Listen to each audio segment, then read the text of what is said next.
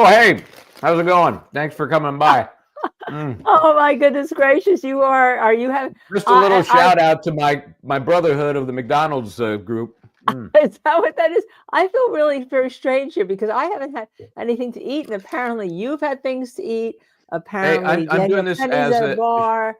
Apparently I'm doing it.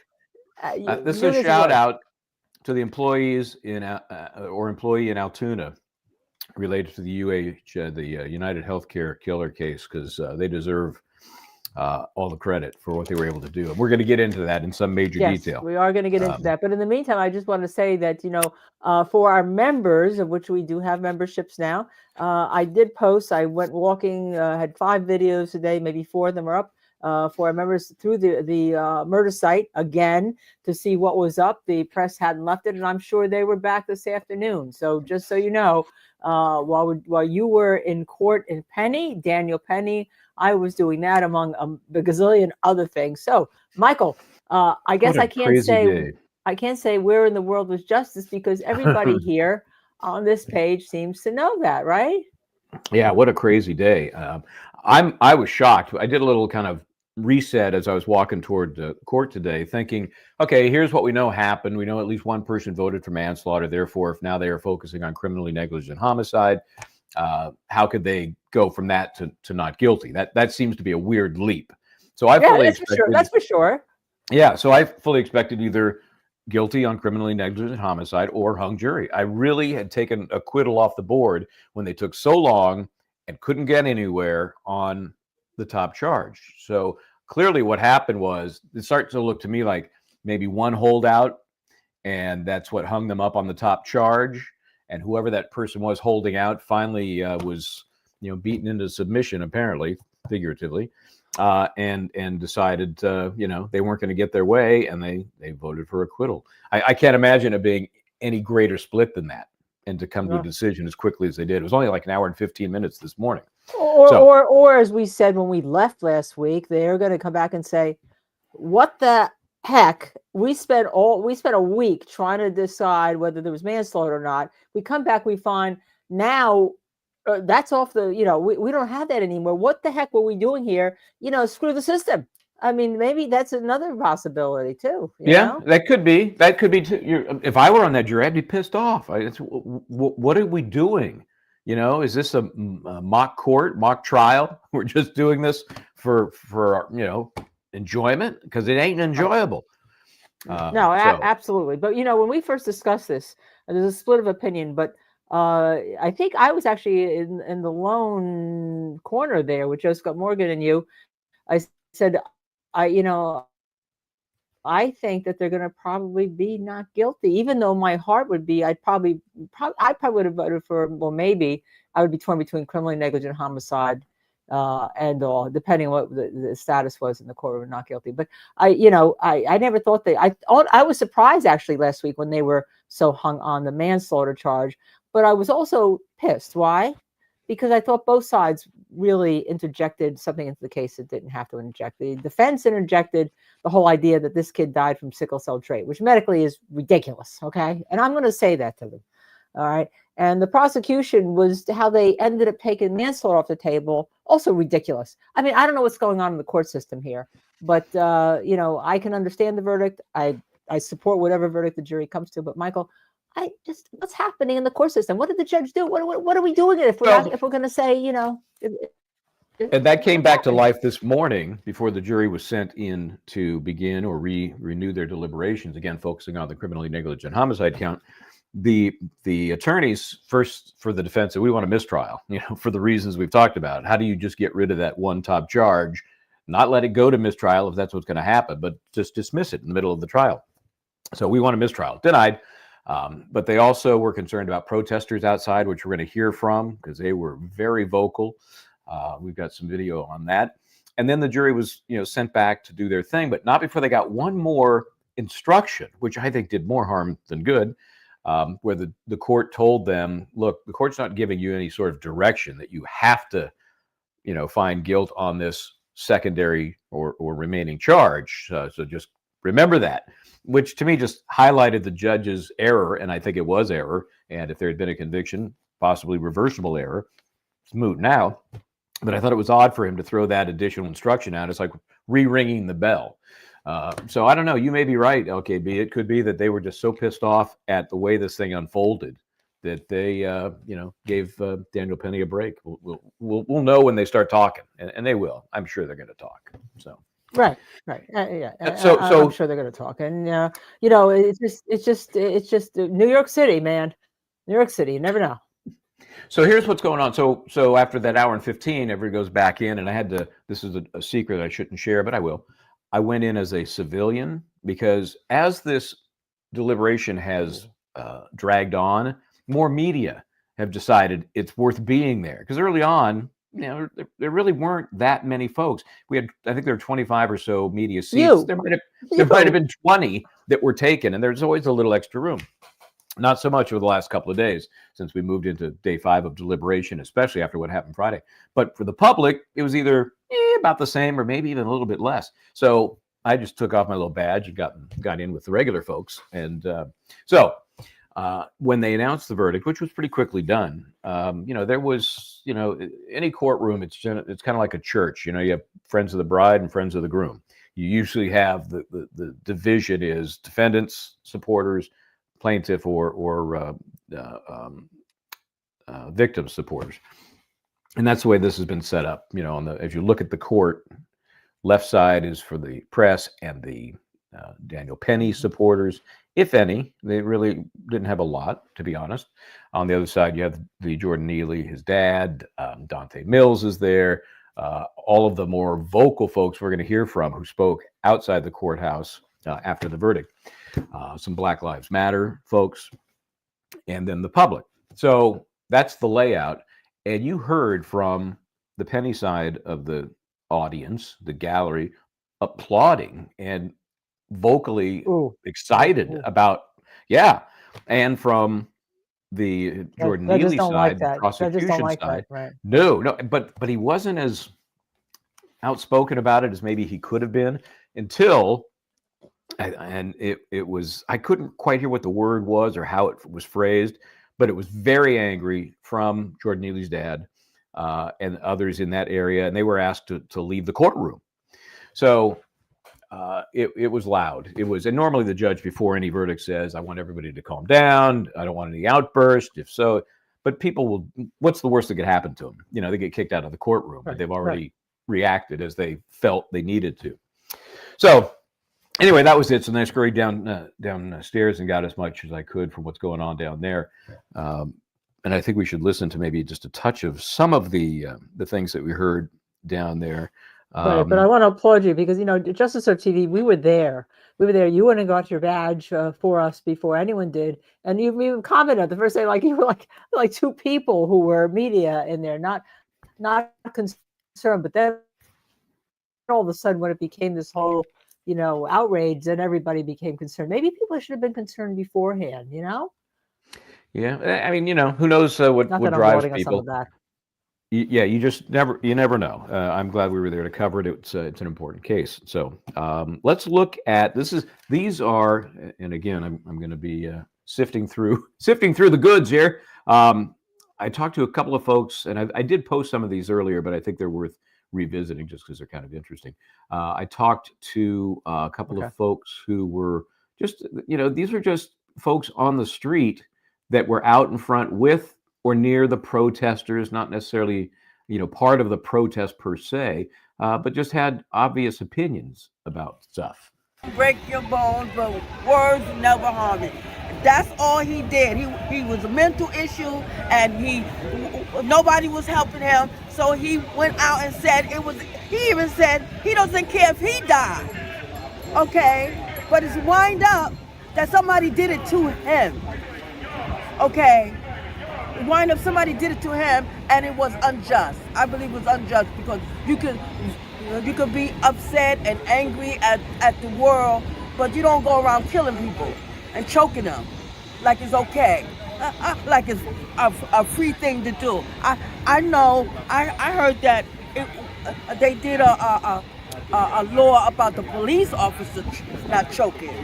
Right. Okay, but now Marine, civilians, anybody could do whatever they want now. No. What do you think? Not fair. Injustice. What bothers you most? That he got off? That they changed the charges? What? They changed the charge. And it's clear as day. Clear as day. It was on video. Yeah. He had his hand, his arm, floor, whatever. He had that man in the chokehold. Period. And the oxygen went to the head. And he was already, someone already had him. Yes. It was a couple of y'all. Holding him and all this type of stuff. He didn't have a weapon. Yeah, he didn't have a weapon. So you get a sense of how emotional some of these people were about what happened on that side, and they're almost as emotional, if not as vocal, on the other side to say, "Hey, Penny's a hero, and this case should never have been brought, and only because we're in New York was it brought." Michelle Corley. Yeah, Michelle Corley, a lot of people donated here, said Penny is a hero for saving people. That's the other side, right? That's the other side of how people feel about this case. But I'm glad that they spoke to you too, because we are a safe haven on our show, Michael, right? We want everyone's opinion, because only when we hear everyone do things work. And maybe we haven't been hearing anyone as to what we need to do with mental health, with homelessness in the city, because this is the result. I mean, people are not going to be happy, and we have a dead person. We have a dead man here. Yeah, and it sometimes gets lost in the shuffle because of this scenario. I was coming back on the train, not the subway, but the Metro North, and the conductor, I'd forgotten I left my press thing on. I'd put it back on when I leave, because you're supposed to wear it at all times. I just took it off when I went in as a civilian. And he starts asking me about it, and we're getting this big dialogue, and he has serious opinions about, he keeps calling it, why don't we have an institute, meaning a mental institution that helps treat all of these folks that have these problems. And that's a deep and very detailed discussion, but I just said, I think you got to look at where the money's being spent. I mean, there's only so much money. You got to look at where it's being spent, whether it's in New York City, the state of New York, any other state or any other community. Where are you spending the money? Where are those priorities? And until you figure that out, you're not going to have an answer for this kind of situation, because this will die down. It'll die down until the next issue that involves somebody with a mental issue. Michelle, I'm sorry, I just missed that. Michelle said, we did have an interesting question here. Yeah. I'm sorry. Michelle Corley said she's happy that a hero. Not happy. Penny says Penny is a hero for saving people. I don't think happy or unhappy. It's a point of view, absolutely. But Brooklyn also asked, when they took first degree, went to second degree, would have been a hung jury. Can the state retry for first degree? Yeah. First of all, just to clarify, no, because the judge dismissed the case with prejudice. Right? Yeah, I mean, technically by operation of law, but just to be clear, there was never a first degree. It was always second degree manslaughter or criminally negligent homicide. So first degree was never on the table. But when the judge did agree to dismiss it, and remember he phrased it as, I'm gonna take a chance here, because he knew that the case law allowing him to do that was a little shaky. But anyway, by operation of law, yeah, double jeopardy effectively attaches, and so that is done. Let's see. Yeah, no doubt. Don't anyone leave. But we're a safe haven here. We're trying to discuss these issues. We're absolutely safe, and we're trying to discuss these issues because, as you know, Michael and I a lot of times disagree on a lot of different issues. But we'd kill each other if we went to. So what we try to do with the show is bring all these issues to the forefront, and we have various views. And the funny thing is I'm probably the one who thought these charges should have been brought, but I probably sitting in that courtroom would have a hard time having convicted on manslaughter and may have been a not guilty, or I actually thought it was criminally negligent because of the last 3 minutes, but I'm not sure I would have decided that when I'm in a courtroom. I don't know. What I am deciding is that somebody is at fault for letting Jordan Neely go for all this time without a mental health treatment, that we don't have the services, because I know a lot of people, and I'm sure we all do, that need mental health services. And if you're rich and you have the ability to buy insurance, you get them. And if you're poor, you don't. And that's a big divide. I have a feeling if you were in that courtroom when you heard a number of the prosecution witnesses, primarily the passengers on that subway train, talking about their level of fear and being grateful, I don't know, you might have had a different spin on things. But until we are personally in that position, and that's really what the jury has to do, put themselves in that that position and figure out if what he did is justified. And clearly that's what they felt. Let's listen now to this. This one I think is just kind of a scene setter, as it were, because this is what's going on outside the courtroom just after the well, so you see a ton of cops, obviously.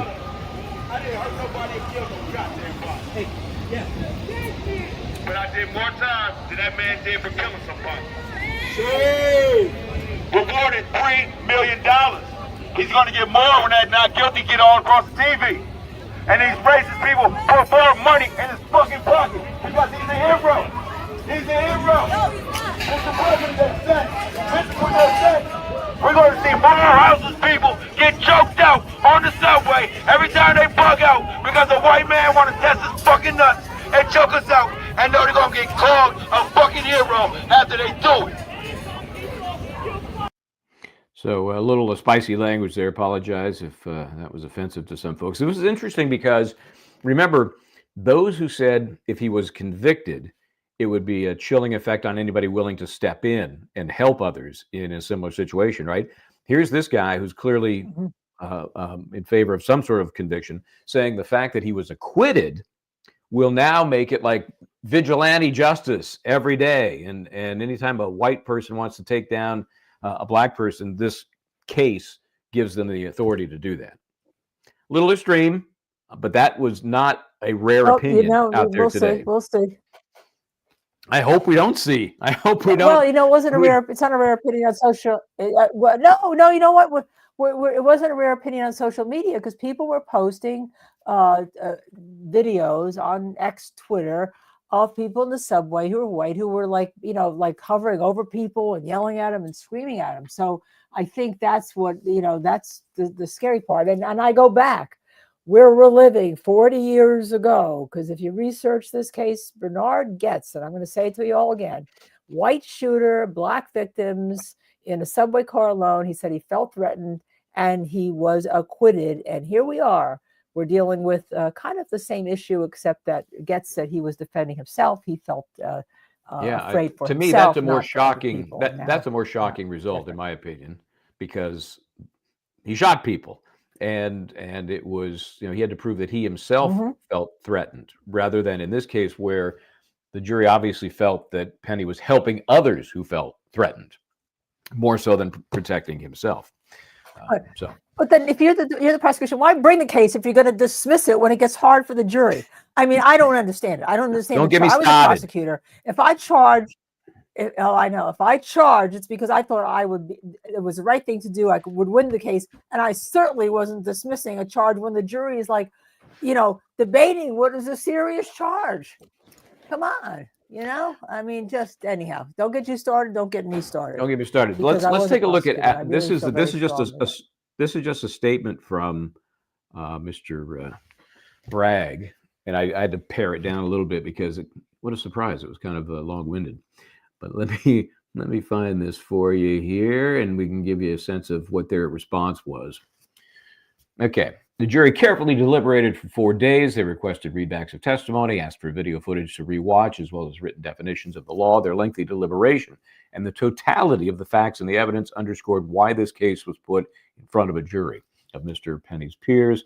The jury has now spoken, and at the Manhattan DA's office, we deeply respect the jury process and respect their decision. Seems to me, as this is written, it's like, hey, let me justify why we brought this case, even though we lost. What do you think? Well, more than that, it's like when prosecutors send things to a grand jury because they say we don't want to decide whether to indict or not. They won't make a decision on it because they don't want to take the stabbing that may go on when they make a decision. If you didn't think this case should have been brought, you should not have brought the case. I mean, it's like a tautology, isn't it? And by the way, here's Jerome Street. Yes, I believe there were 2 lawyers on the jury.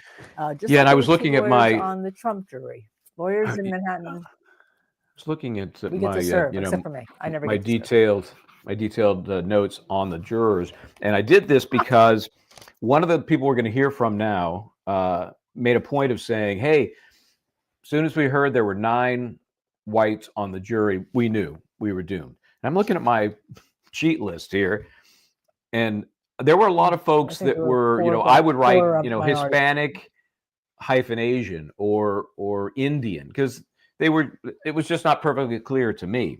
And I say that just to say that they weren't like stark, red hair, white people. There was a pretty good blend on the jury. There were 2 African Americans, maybe 3. Again, unclear. Let's listen to. There were 2 very outspoken folks. I think they're husband and wife. I'm not positive. I'm sure. Last name is Newman or Newsom. I mean, and this was right after the verdict. And one of them, the second one we'll hear from, is actually claims to be a BLM co-founder. But let's do this one here first. Here.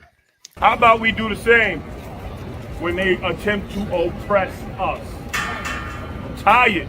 I know you're looking for us to be like, oh, go and march. No. This weekend, I want you to hold a community event everywhere from the Bronx to Houston to Seattle to Florida. Black people hold community events and talk about what you need. And talk about how to fix your issues. If the black politicians come, don't let them in. If they come, do not let them come and take over your fight for justice. Why? Because out of all the black politicians who said something about this initially, none of them came to court. I'm sick of these people playing with our lives, our children's lives. So just a sense of the anger. This guy actually at one point said, you got a white vigilante. Maybe we need to be having some black vigilantes. Well, I got rid of you. I don't like that, but I'll tell you what. He was that upset what I do about like is what I do like is Brooklyn, who became a YouTube member. Thank you very much. Oh yeah, thank you, Brooklyn. Member. Thank you, Brooklyn. But you know what? He does make a point, though. I'm going to say it. I mean, he did say that all the black politicians, all the politicians who are like, Neely should have been killed. Where were they? I mean, you're right. People get used. Sure. And they feel like they've been used, right, for their votes and all. And I do think that he does make that good point. Now, we do have a super chatter here who Michelle says, Michelle, I love you because you give us your opinion no matter what. Declaration of Independence says if anyone can step in to help save our rights and destruction and rights and destruction should. And Penny stepped in. And we shouldn't be destroyed, I think. Penny stepped in. And that's a viewpoint that he stepped in. And one of the women with the baby carriage said she felt scared. She said that she takes the subway all the time, but this was different. And so you have that here and all. But I do understand that, I also know people on the other side. As you know, I interviewed somebody who wouldn't go on camera, who said she would see Penny, not see Penny, she'd see Neely all the time. He'd be doing this Michael Jackson thing, right? And he just, yes, he'd scream and yell, but no one who ever rode the subway, who saw him all the time, ever thought that he was a danger. They just thought that was him and that he needed help and that he was never going to hurt anybody. So that's the other side. And she was totally a gut, it was a punch to the gut when he was acquitted today. And she's very, very, very sweet and very sane and all, but that's how she felt. Yeah, and I think, in a vacuum, that all sounds great. But we heard from people who were in that car on that day when it was happening. And I would defer to their recollection and their fear rather than just, somebody out on the street who has some general thoughts about things that happen on the subway. And that woman you mentioned with the stroller, she actually used that stroller as a barrier between Neely and her child. That's how scared she was. And then there are people on body cam saying, I don't think he did anything wrong. And I'm glad that he stepped in. That's what the jury heard. So the more I think about it, the more I think there was one, maybe two at most, that were just adamant to get him on something. And they just didn't win the day. And they thought that that's the case, but then pissed off. Let me take Jerome Street. Thank you very much, Jerome. I'm going to show you. Oh, Linda's awesome. I have to give a shout out to Michael because he gets upset if we don't say he's awesome. Thank you. No, I don't want to. I do not want to be awesome. The problem is if I were on if I were on that jury and I came back and what I had been arguing with had been taken away from me, I say, excuse me, F it too. And that's a legal term. I could say sugar it and all. But you know, and yes, Jerome does point out that he did have a prior assault. John Whelan also points that out. Well, he also had, he had assault. 42 arrests Arrested. over 7 years. 42 arrests over 7 years.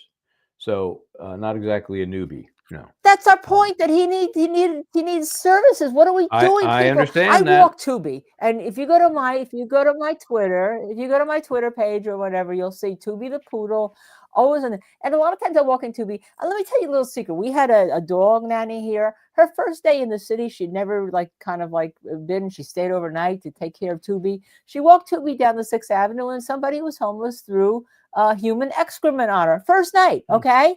Now, she, you know, we cleaned her up. She ran up. I don't know if she was going to stay, but she ended up staying with us for 3 years. But the point is that it's everywhere in New York. And yet I love New York. I love walking in New York. I walk through the murder scene 5 times a day for you all to get you videos for our members. I mean, you know, because it's got a lot of energy. But at the same time, there's a lot of people who need help. Now, I don't know if it's in every part of the country or if it's just big cities, Michael. I just don't know. Yeah, and it's also not in every part of the city. Right? You know, there's certainly better areas than others in the city itself.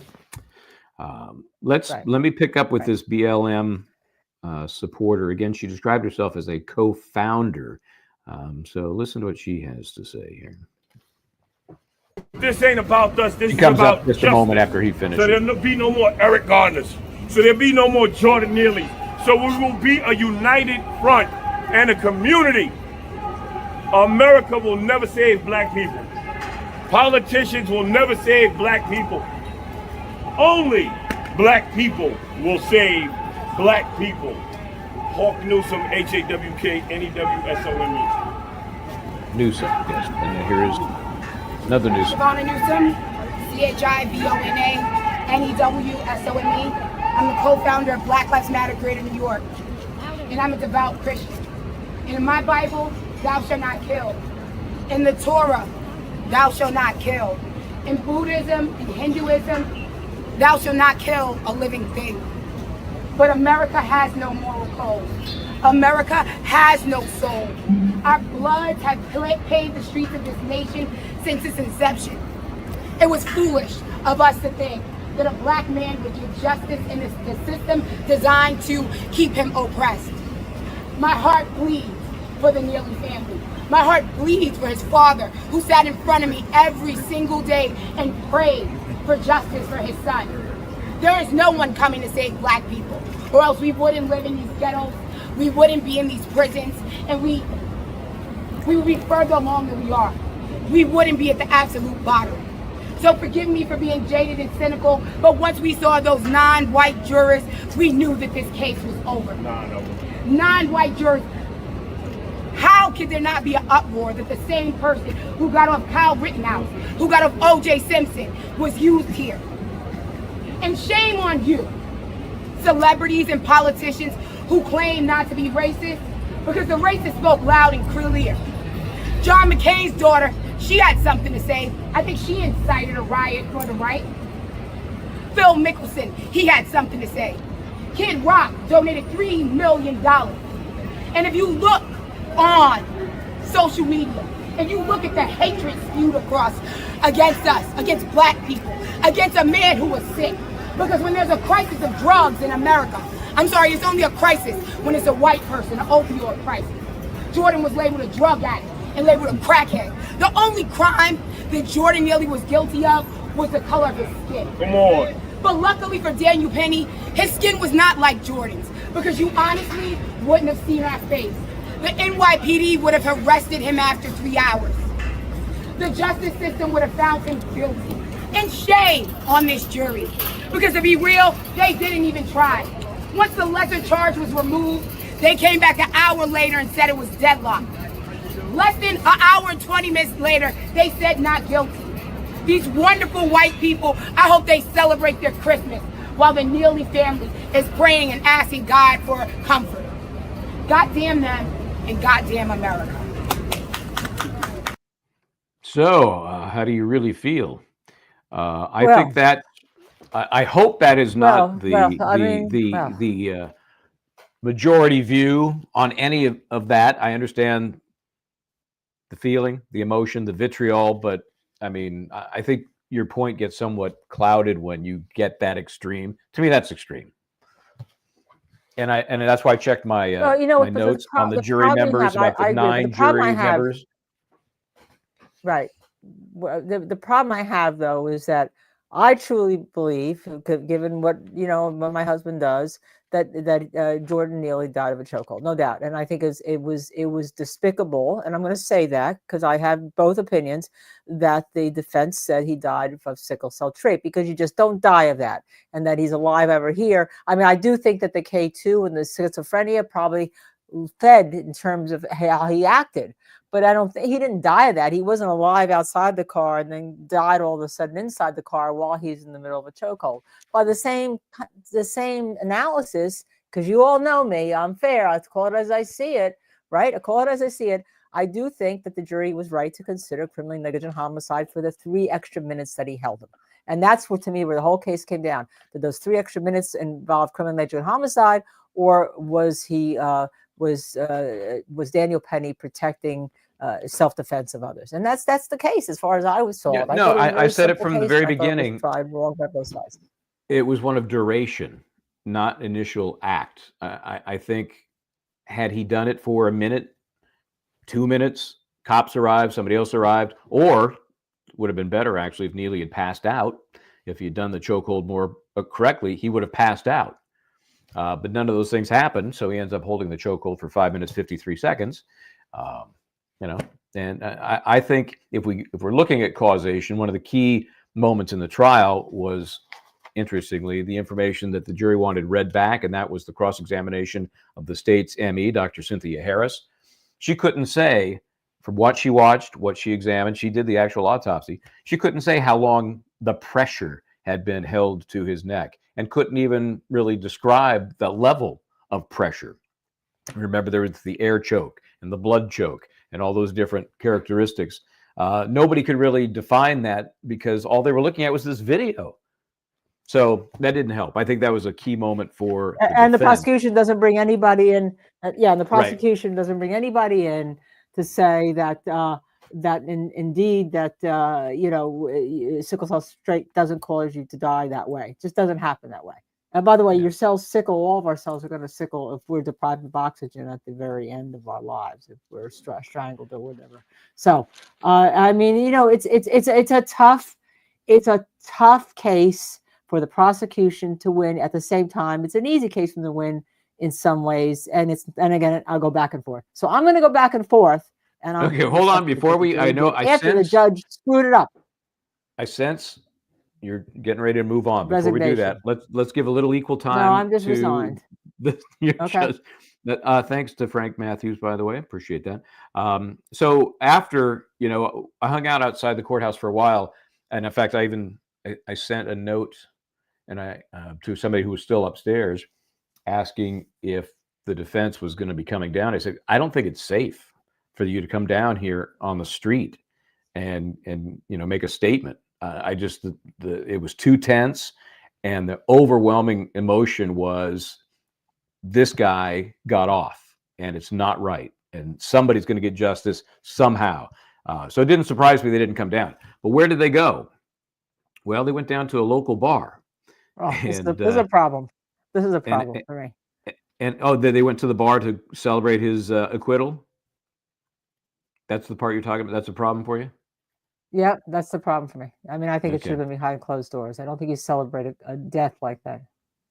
Well, obviously they're not celebrating a death. They're celebrating his acquittal. But I understand that concern. For me, it was odd because I didn't go to the bar, and I haven't passed a bar since the one that got me an attorney thing.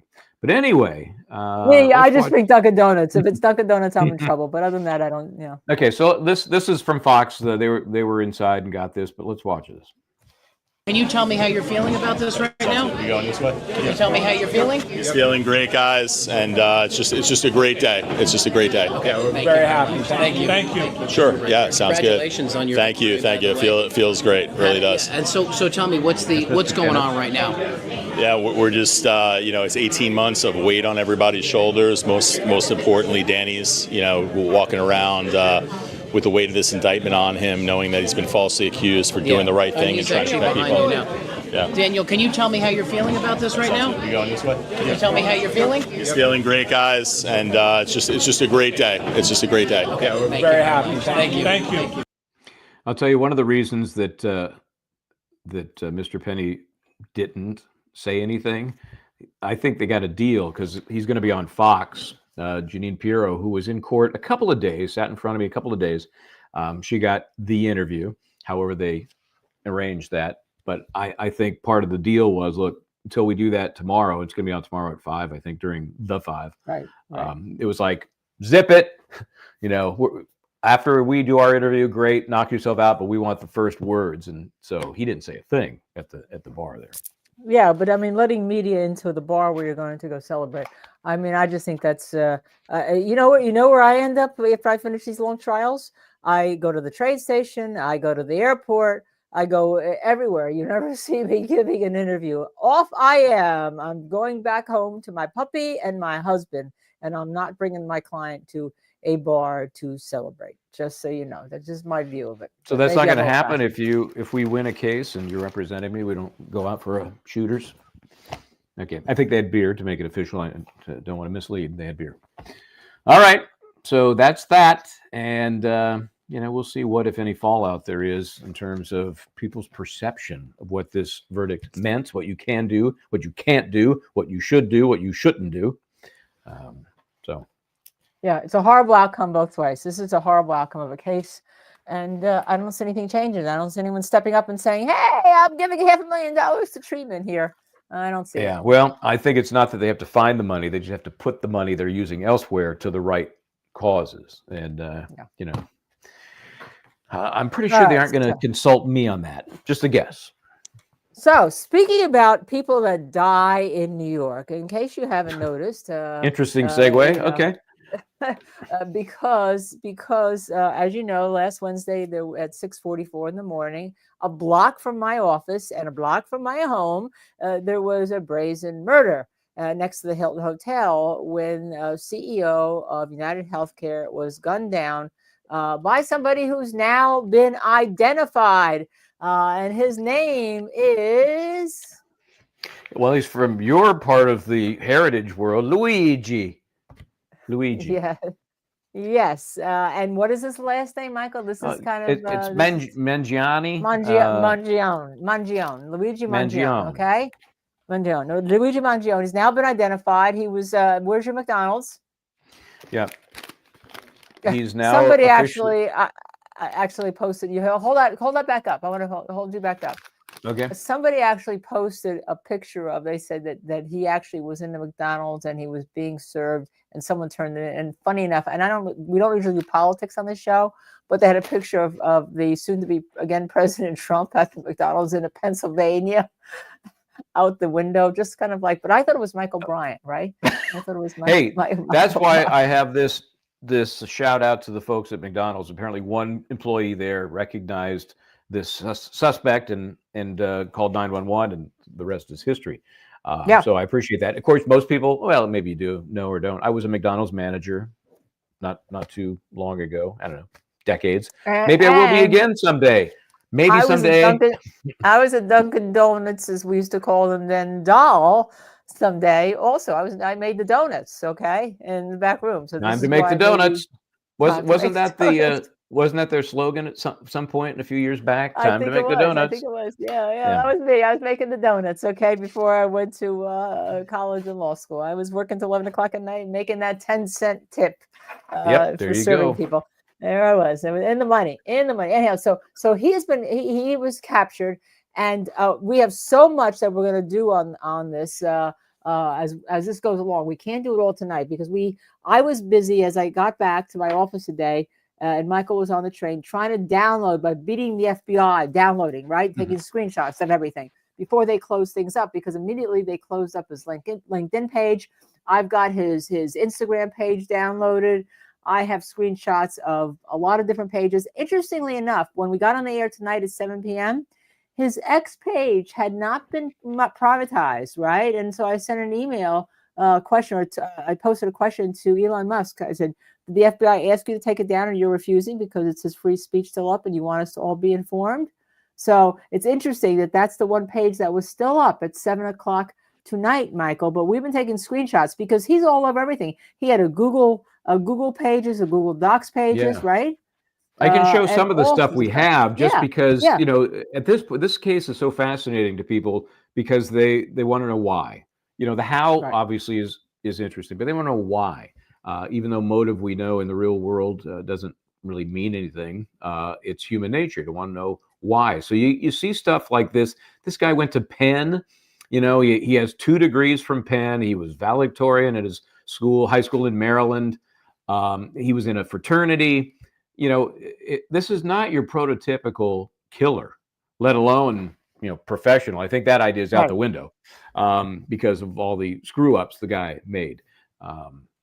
Or maybe purposely because he was found because with he a cheap wanted just to page. be caught. He wanted to be caught. He was writing a document that said that you know, people were basically using people, right? Isn't that what he said? And he's sorry for all the trauma that he's caused. However, sometimes you need to burn it up, basically. Yeah. Right. And this was a picture of him in a large group. I think it might have been a fraternity photo. But what I'm a little, and maybe this was by design with law enforcement, with as good a picture as we had. Remember when he removed his mask at the hostel? Right. The facial recognition technology wasn't quicker and better. You know, it ended up being a human being that actually, you know, found the guy and turned him over to the cops. And turned so I thought it was less than impressive. I like that they were able to put those images out there, but I thought the technology would be better, and it's not. Yeah, interesting. But you know, partially because also remember he had only a trespassing charge in Hawaii, no DNA there, right? It was a misdemeanor, so he's not on file, right? Here's his fake ID. This is the one that he used New Jersey, Maplewood.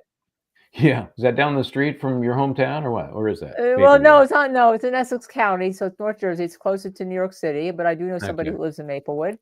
Essex County Courthouse, same county as Newark, New Jersey, Newark, New Jersey. But so he obviously this. had some pictures. He had some pictures in Ocean City, New Jersey, also. So he's familiar with New Jersey. And you know, it's so easy to get a fake ID. Just ask my son. Wait, but he's got his face on it. He's got his face with the fake name. What kind of fake ID is that? It must have worked. He got him in the hostel. Remember, he used this when he checked into the hostel in New York, just, you know, blocks away from the crime scene. So what else we got for you here? We have fake ID, right? And he was found with that fake ID. I think this is the cops. Remember when they arrested him? He had this 3-page, what they were calling a manifesto, and apparently has some references to the health system and the problems in the healthcare system, which everybody assumed was, you know, directly connected to what was done, whether he was doing it for himself or somebody else. So, you know, through some of your crack reporting, and I don't mean reporting on crack, I mean some of your work, you know, we see stuff posted like this, right? Right. This is 4 painful screws that we are assuming are his because we do have a medical record excerpt that talks about L5S1, which I'm painfully familiar with. That's where I had my surgery as well. But I did not have 4 screws put in like this guy did. It looks like he may even have a plate. I haven't asked my husband to look at it. It looks like there may be a bit of a plate there too. So is this somehow related to any animus he had for United Healthcare? There was a major surgery and they didn't pay, or they didn't reimburse, or they didn't find it to be valid. I mean, I know this is a serious, you know, when you have these kinds of problems, and it's the most common back problem, L5S1. It's just the most common. It's the smaller your back, takes all the heat. You know, you can do therapy, you can get shots, and I got shots there for quite a while before I did surgery. Then you could do a microdiscectomy, which is what I did, where they go in and they just cut part of the disc off, the part that's impinging on the nerve. Then you can get a full discectomy, which is just what it sounds like. They take the disc out. Then you can get a fusion.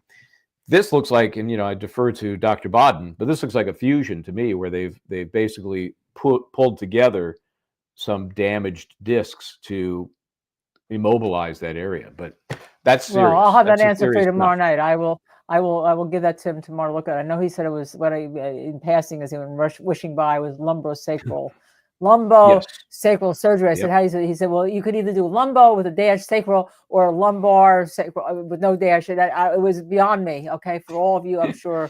Yeah. If you've had the problem, you know more about it than you want to know about it. Believe me, it's it's bad. So he has that, and supposedly he's from a very, very, very wealthy, according to new reporting, family. Maryland family. They own yeah. healthcare facilities, golf clubs, healthcare. Did I say that? Healthcare facilities, golf Yeah. clubs, healthcare facilities. Did I say that again? Did for you the say first healthcare time? facilities? Golf clubs. They say healthcare, and very wealthy. And his cousin is a member of the state legislature in Pennsylvania. He wasn't running and hiding. He was just having his McDonald's. I mean, and he takes. Now the question becomes, he says his manifesto said he did it alone because basically you have to shake things up and you have to be a revolutionary. And he posted on Goodreads. Some of you are members of Goodreads. He commented about the Unabomber, a man named Ted Kaczynski's manifesto that said sometimes you got to be a revolutionary. And Ted Kaczynski killed people, as you know. You can Google it. Sounds like it said Kaczynski Unabomber. It's spelled like it sounds. Okay, even from a New Jersey accent like me, Michael Bryant. All right, but the question becomes: is who was he on the phone with? How did he know that the victim was going to be going in that door at 6:44? How did he know the victim had left his hotel and was going in the side door to the Hilton? All these things to me still show that there's a lot more to this than meets the eye. Of course, and maybe an accomplice, right? Maybe, or somebody, I'll give you $50. Just tell me when he's going. I want to be at the meeting when he's there. I want to, Yeah, he tossed the burner phone after the fact, so it almost makes me think that he kept it up to and after the event because he was in communication with somebody, right up to that time. And he was in town roughly 10 days, 10 days prior to the shooting. Right. 10 days. Now, So that's a lot of time to scope things out. A lot of time, but it's really interesting. Those of you who have asked, and it's all over the internet. Well, apparently the gun, which they initially said was bought at a gun shop in Connecticut, was actually wrong. What? Wrong? What was it, Michael? What happened? Well, now they're saying this is where I think it gets interesting. Remember, he has been arrested in Pennsylvania, but it was because of the gun he was carrying. So he was arrested on gun charges for that. Okay, so technically, for the United Healthcare murder, he is a person of interest, technically. So we don't know for sure, and it certainly hasn't been announced, that the gun he had on him, which is one they say was perhaps made on a 3D printer. Right, a ghost gun made on a 3D printer. The ghost gun, 3D printer.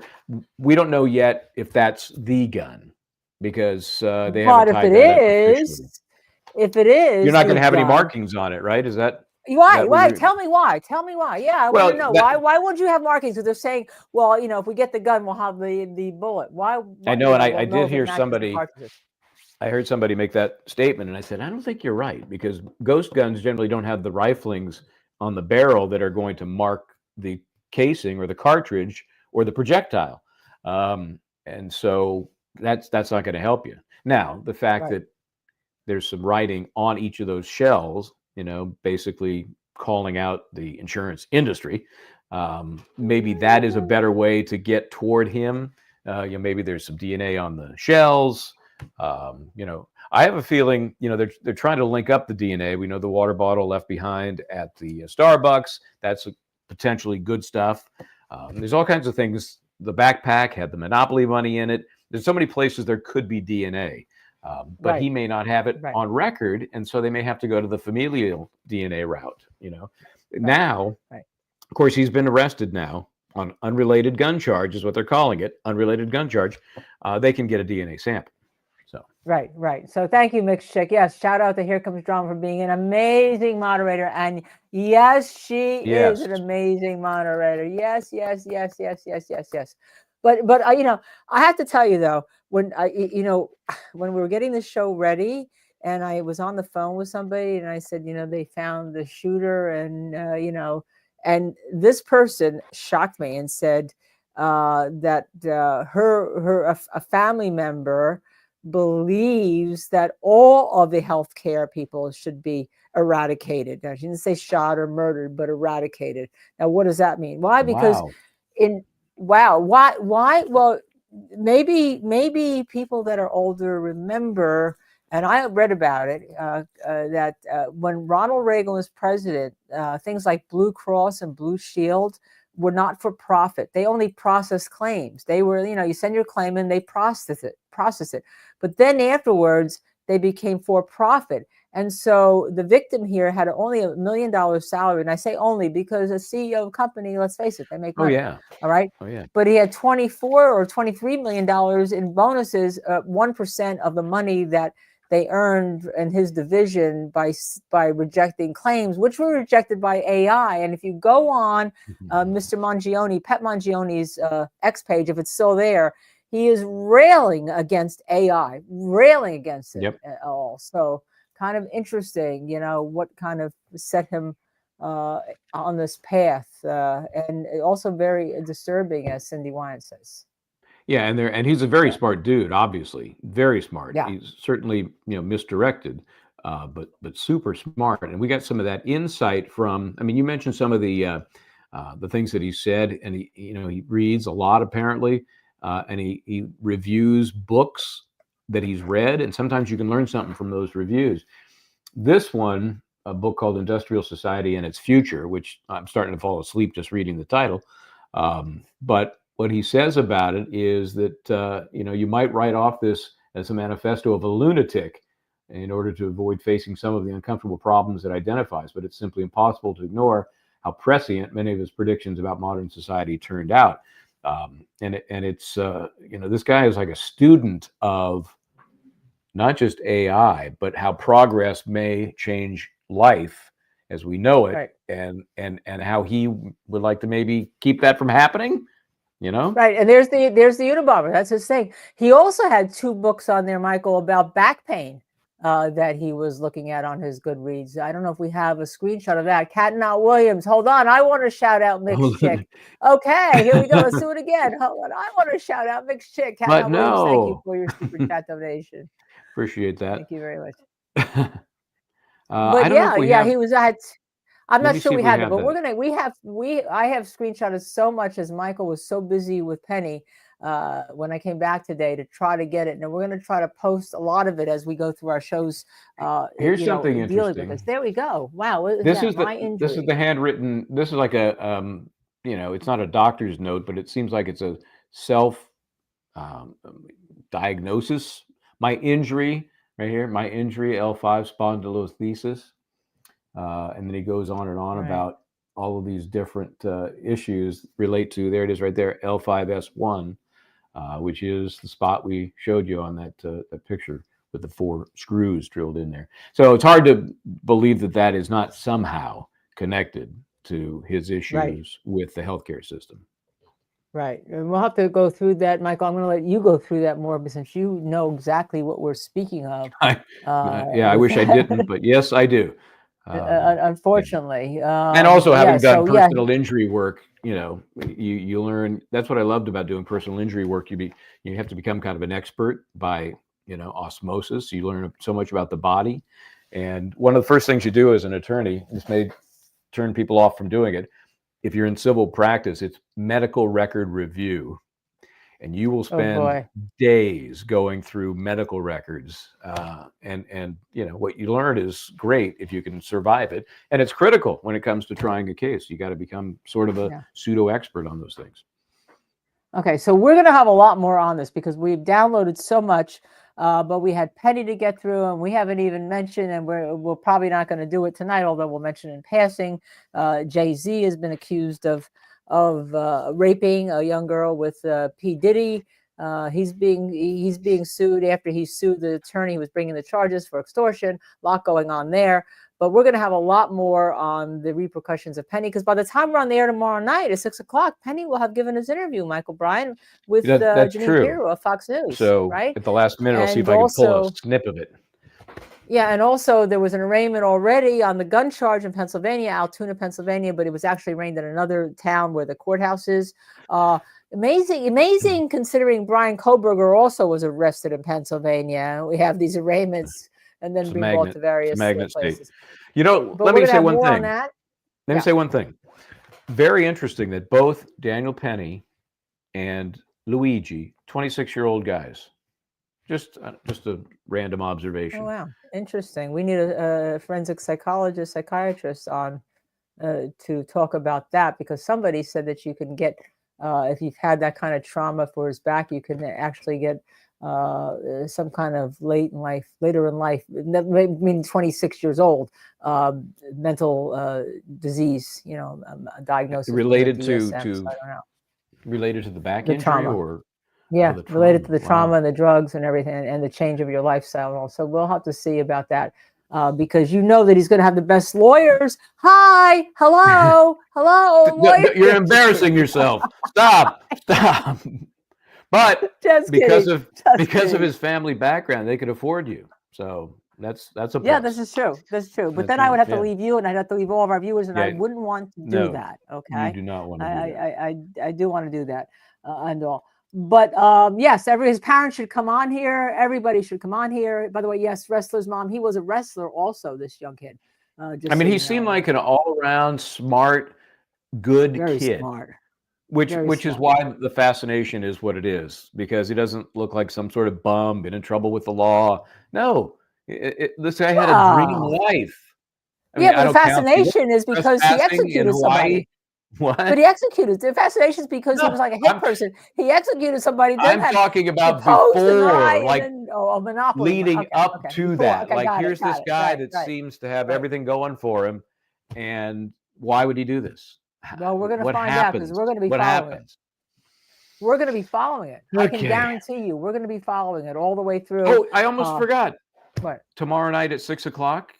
Anything we're going to be on, but any particular Doug Weinstein. guest? Dougie will be back tomorrow. Yeah, Doug Weinstein. Yeah. So we'll be having Doug Weinstein with YSL. We may even have a Wednesday night show where we're hot on the tails of another guest for Wednesday night. I know you may be tired of us, but there's a lot happening, and obviously we're going to have a lot more about the shooter, Luigi, Mangione. We're going to see if what other stuff is happening when he's coming back into New York for arraignment, right? Yeah, certainly he'll be extradited, I would imagine, soon, right? Same DA who just screwed up the Penny case. Same DA Oh, who God. was screwed. Same DA. I think the feds are going to get involved here, though. I think the feds will get involved in some way. Yeah. I just foresee it. Think they're going to take jurisdiction? Well, in some way. They can't take jurisdiction of the murder, but they can. Maybe there's some kind of something with the healthcare. Yeah. We'll have an answer for you tomorrow night, because by then I'm sure the feds will have acted. And so as it relates to Doug Weinstein, kind of a nice putting a bow on the YSL thing, and we'll talk to him about what has been. He's got a client out today. Caleb Bumpus got his client out today, right? Yeah. On bail. Yeah. So that's as clean as it gets. So. Yeah. And Good for also him. Karen Reed trial got adjourned today, just in passing, got adjourned to, I think, April or June or something. We knew like that was coming because both sides had agreed to do it. So we knew that was coming. So a couple of trials coming up that we got to keep our eyes on. One is in Ohio. And you know the one I'm talking about in Ohio? I will say it involves a lot of family members. It is the second trial in the group of family members. Horrible. 8 people killed. Does it ring a bell at all? I'll give you one name. Roden. Oh, yes. Piketon. Remember the town of Piketon? Right. They just got a change of venue from Pike County. And I don't know if they've been assigned the new courthouse yet, but the trial was going to be on January 6th. So that's going to have to be pushed a touch. But anyway, that's something to watch. I can just see where in the world is justice following that. Oh, yes. That's just me. Yeah. So that's right. Right. With your mug. And I will stay here, and I will video all crime scenes in New York City on my phone case that says Justice. Yeah. We're still working on that. We're still working about guests that are coming on the show. We just had so much going on. It's been beyond us how you guys have made this show a hit, and we really appreciate it. And we will we will catch up to all of you, because thank you for supporting both of us. So Do appreciate it. So we'll see you tomorrow at 6 o'clock, Doug Weinstein Plus. In the meantime, I'm Michael Bryant. Try to do the right thing. And I'm Linda Kenny Bodden, and together we are Just to Serve TV, and we'd like you to subscribe, like, share, and you'll get notified. See you tomorrow.